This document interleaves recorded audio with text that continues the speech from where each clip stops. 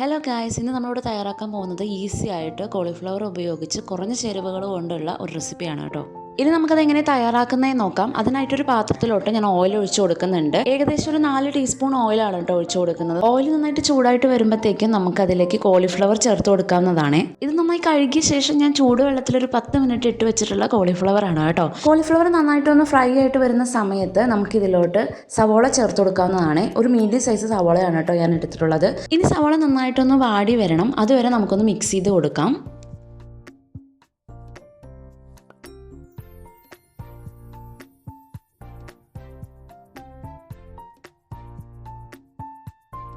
ഇപ്പോൾ സവാളയും കോളിഫ്ലവറൊക്കെ നന്നായിട്ടൊന്ന് വാടി വന്നിട്ടുണ്ട്.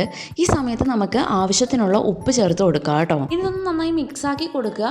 ശേഷം നമ്മൾ ചേർത്ത് കൊടുക്കാൻ പോകുന്നത് 1 ടീസ്പൂൺ കുരുമുളക് പൊടിച്ചതാണ് കേട്ടോ. ഇനി എല്ലാം കൂടി നന്നായിട്ടൊന്ന് മിക്സ് ചെയ്ത് കൊടുക്കുക. ശേഷം നമുക്ക് വേണ്ടത് 1 ടീസ്പൂൺ കാശ്മീരി ചില്ലി പൗഡറും കൂടിയിട്ടാണ് കേട്ടോ. അതും കൂടി ചേർത്ത് കൊടുത്ത് നന്നായിട്ടൊന്ന് മിക്സ് ചെയ്ത് കൊടുക്കാം.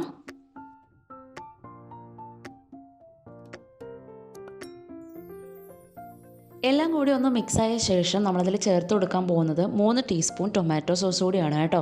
ടൊമാറ്റോ സോസ് കൂടി ചേർത്ത് കൊടുക്കുമ്പോൾ ഏകദേശം നമ്മുടെ റെസിപ്പി ഇവിടെ റെഡിയായി കഴിഞ്ഞു. ഇനി ഇതിലേക്ക് ഒരു 1/4 ടീസ്പൂൺ പഞ്ചസാര കൂടി ചേർത്ത് കൊടുക്കുന്നുണ്ട് കേട്ടോ.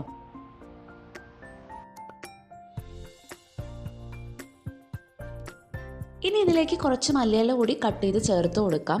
ഇത്രയേ ഉള്ളൂ, നമ്മുടെ റെസിപ്പി ഇവിടെ റെഡിയായി കഴിഞ്ഞു. ഈ റെസിപ്പി ചപ്പാത്തിയുടെ ഒപ്പം ഫ്രൈഡ് റൈസിൻ്റെ ഒപ്പം ഒക്കെ നല്ല ടേസ്റ്റ് ആയിരിക്കും കേട്ടോ. നമുക്ക് പെട്ടെന്ന് തയ്യാറാക്കാനും പറ്റും. കുറച്ച് ചേരുവകൾ മാത്രമേ നമുക്ക് ആവശ്യമായിട്ടും വരുന്നുള്ളൂ. എല്ലാവരും ഒന്ന് ട്രൈ ചെയ്തിട്ട് ഫീഡ്ബാക്ക് അറിയിക്കാൻ മറക്കരുത്. കൂടെ നമ്മുടെ ചാനൽ സബ്സ്ക്രൈബ് ചെയ്യാനും വീഡിയോ ഒന്ന് ലൈക്ക് ചെയ്യാനും മറക്കില്ലേ.